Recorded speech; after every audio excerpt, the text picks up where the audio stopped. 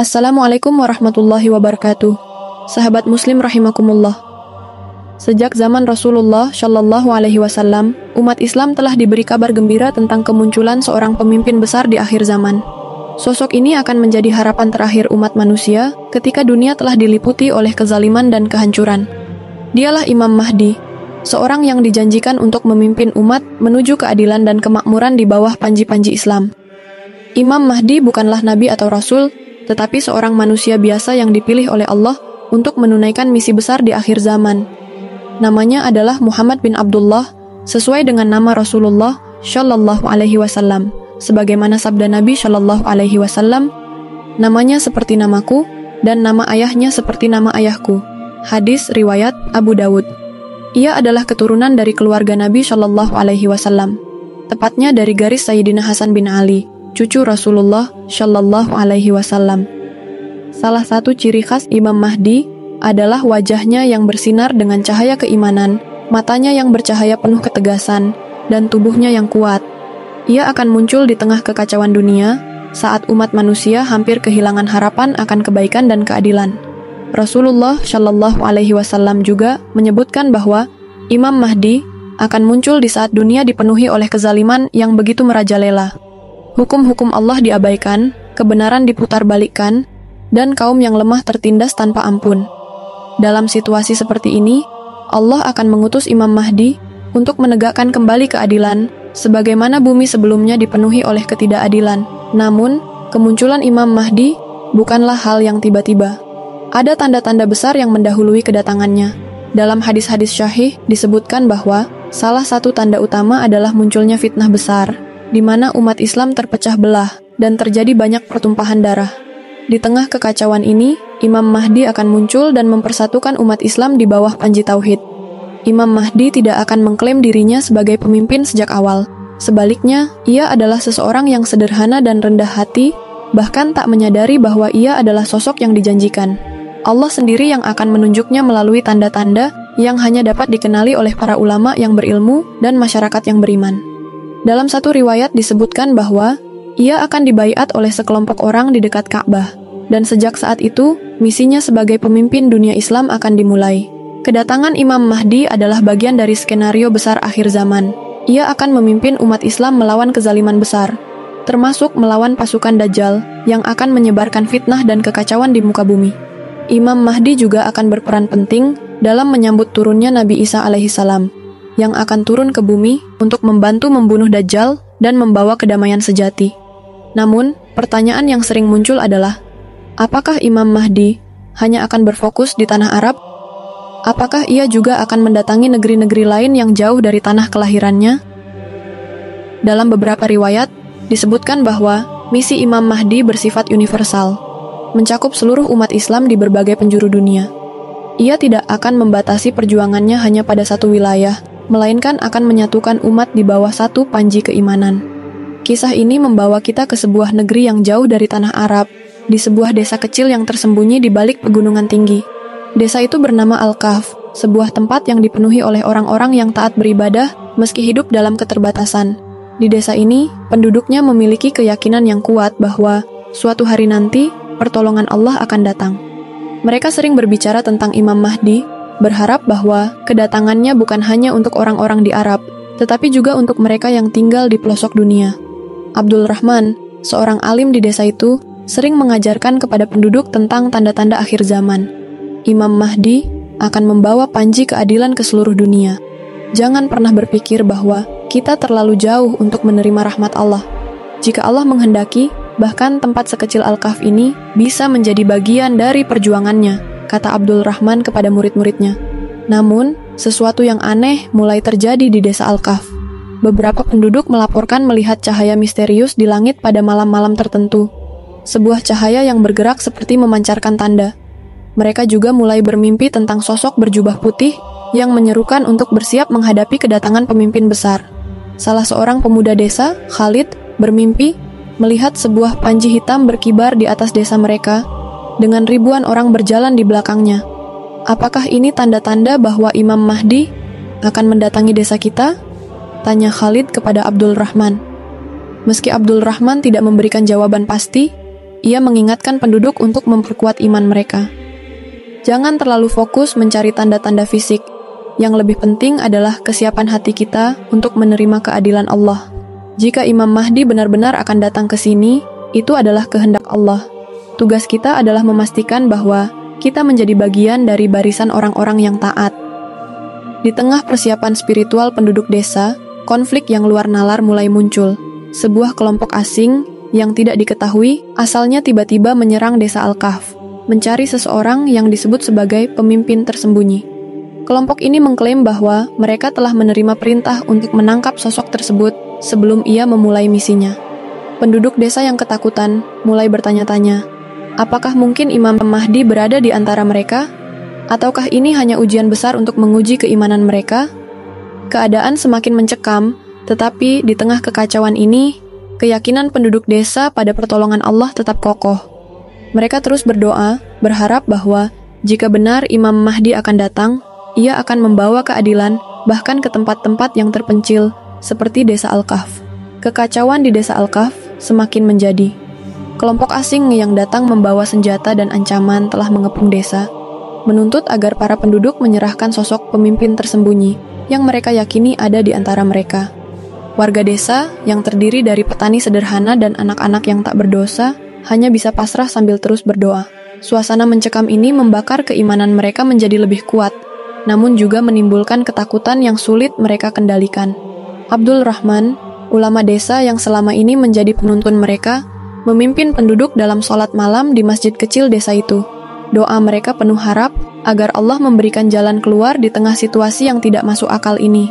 Ya Allah, jika ini ujian, berikan kami kesabaran. Jika ini adalah fitnah, jauhkanlah dari kami. Dan jika ini pertanda dekatnya pertolongan-Mu, kuatkanlah kami untuk menerimanya. Abdul Rahman berdoa dengan suara yang bergetar.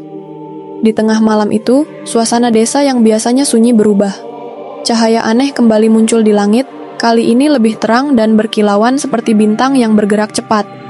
Cahaya itu berhenti tepat di atas masjid desa, seolah menunjuk pada suatu kejadian besar yang akan terjadi.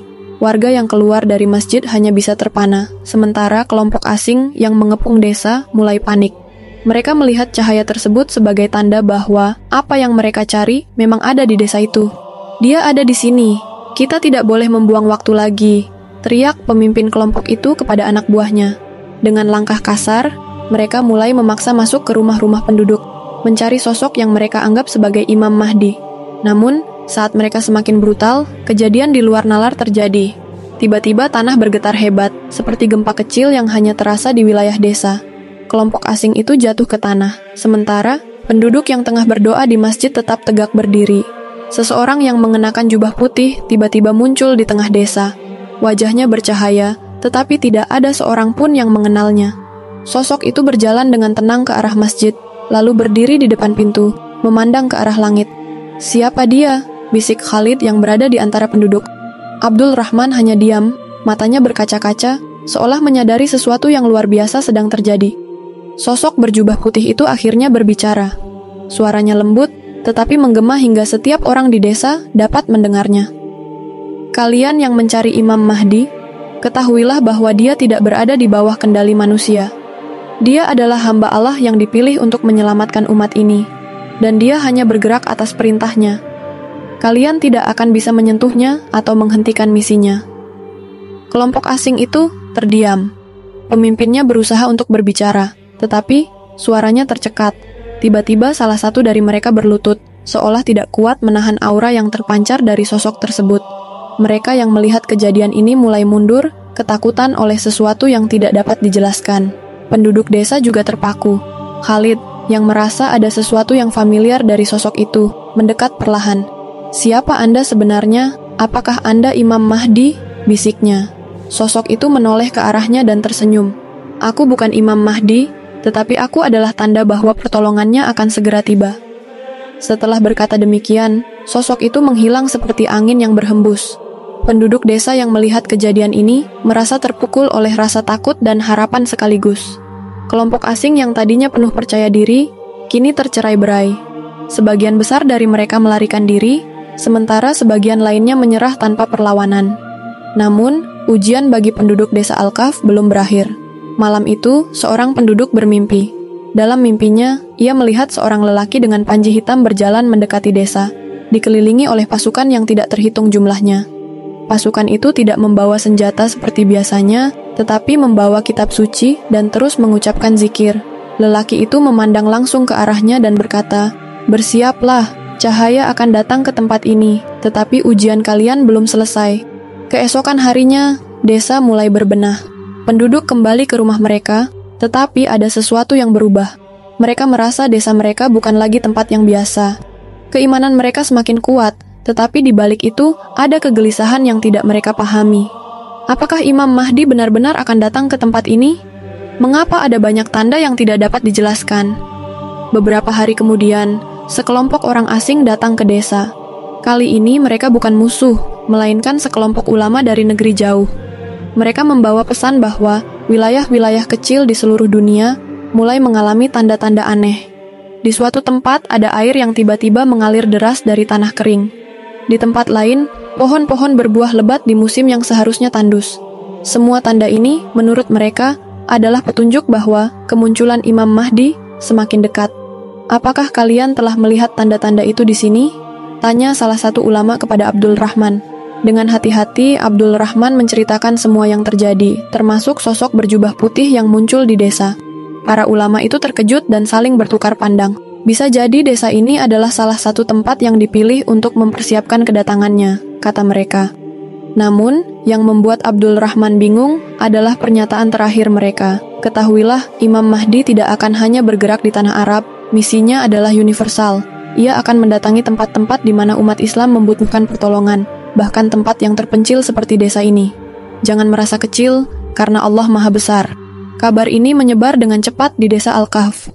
Penduduk mulai mempersiapkan diri mereka secara spiritual, meyakini bahwa mereka akan menjadi bagian dari sejarah besar akhir zaman. Masjid desa menjadi penuh setiap malam, dan doa-doa terus dipanjatkan agar mereka termasuk dalam barisan orang-orang yang beriman. Namun, konflik terbesar belum terjadi.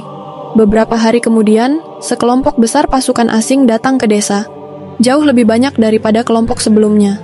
Mereka membawa senjata yang tidak biasa, seperti alat-alat modern yang belum pernah dilihat penduduk desa.